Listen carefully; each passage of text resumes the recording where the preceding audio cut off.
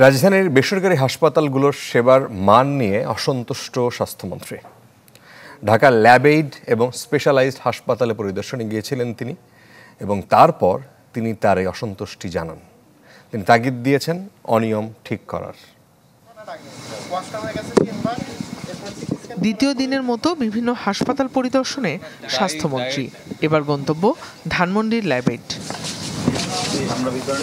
প্রথমেই ঢু মারেন জরুরি বিভাগে। এরপর ডাক্তার সামন্তলাল সেনকে সামনে পেয়ে শুরু হয় রোগীর স্বজনদের অভিযোগ।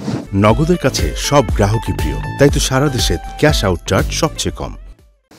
সিটি স্ক্যান করার পর থেকে আমার বোনটা ওয়াশরুমে, মানে তার আগে 3বার ওয়াশরুমে গেছে।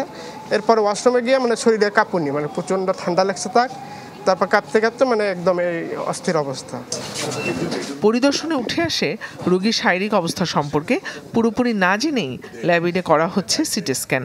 আবার একদিনে করা হয়েছে রেকর্ড সংখ্যক এন্ডোস্কোপি, জানিয়ে প্রশ্ন তোলেন মন্ত্রী।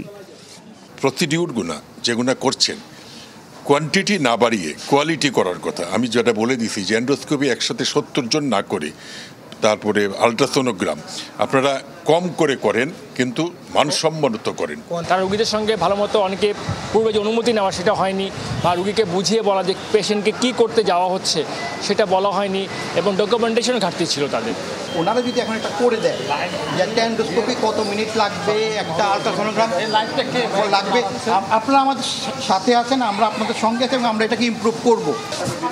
পরে শ্যামলীর স্পেশালাইজড হাসপাতালে যায় স্বাস্থ্য অধিদপ্তরের পরিদর্শন দল, যেখানে বাড়তি চিকিৎসা খরচের যৌক্তিকতা নিয়ে প্রশ্ন তোলা হয়। কোয়ান্টিটির উপর যে ডকুমেন্টেশন যেন ঠিক থাকে, কি কি ড্রাগ ইউজ করা হলো, কি কি ড্রাগ ইউজ না করা হলো, এগুলো থাকলে ভবিষ্যতে কোনো কমপ্লিকেশন হইলে এগুলো সলভ করতে সুবিধা। এবং এই যে বিলের ব্যাপারে আছে সেটা আমি অনুরোধ করব তারা যদি একটা সহনীয় পর্যায়ে করতে পারে। মন্ত্রী জানান, প্রোটোকল মেনে চিকিৎসা আর মান নিয়ন্ত্রণে কঠোর হচ্ছে সরকার। জিনিয়া কবির সূচনা, চ্যানেল 24, ঢাকা।